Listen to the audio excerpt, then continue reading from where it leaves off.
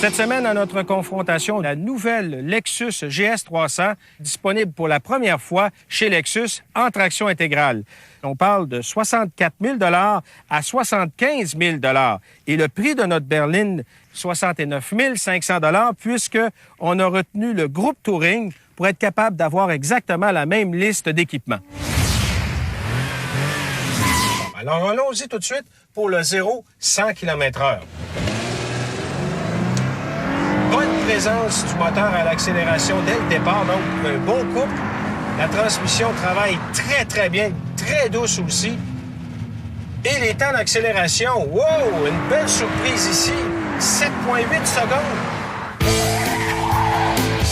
Bon, maintenant, au freinage, moi, je ne m'attends pas à des gros résultats parce qu'on a vu dans l'atelier que la technologie utilisée par Lexus est pas mal moins impressionnante que chez Acura.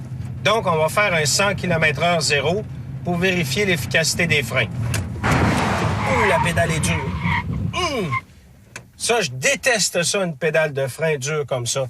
Parce que les gens qui n'ont pas d'expérience croient que la voiture manque de frein. Alors, il faut peser au maximum et attendre. Donc, l'assistance électronique et le calibrage des freins, au niveau de la pédale à tout le moins, devraient être corrigés. Si on compare à Acura au niveau de la sensation, je préfère le comportement de la Acura. Mais la grosse surprise, c'est que notre distance de freinage avec la Lexus GS 300 est plus courte. On a effectivement atteint le 100 km/h 0 en 39,6 mètres. Ça a pris 3 secondes pour s'arrêter, s'immobiliser. OK, on y va maintenant avec le slalom. Et une des choses que je déteste, moi, en conduite sportive, des produits Lexus, comme de Toyota d'ailleurs, c'est la mollesse de la suspension. Et encore une fois, lorsque je fais les manœuvres d'évitement de cône, donc en slalom, d'une façon répétitive, je m'aperçois qu'on a beaucoup de tangage, beaucoup d'oubli. Et ça, c'est inacceptable pour une GS qui a quand même, c'est une berline de luxe, mais qui a des prétentions sportives au niveau du comportement routier. Alors, à ce niveau, Acura fait mieux.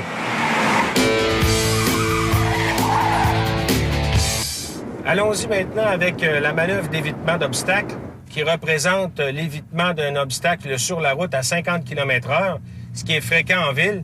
Alors, on y va tout de suite. C'est très laborieux, extrêmement difficile. La voiture roule trop, elle tente trop et j'ai senti de la résistance dans la conduite. Donc, à ce niveau, définitivement qu'Acura fait mieux. Lexus propose une berline aux lignes de carrosserie plus épurées qui lui confère une allure plus luxueuse. De plus, son aménagement intérieur est bien mieux réussi.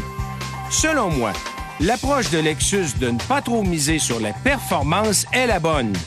À 70 000 $ l'unité pour chacun de ses modèles, l'équilibre entre les performances routières et le luxe est plus réussi avec la Lexus GS 300 à traction intégrale.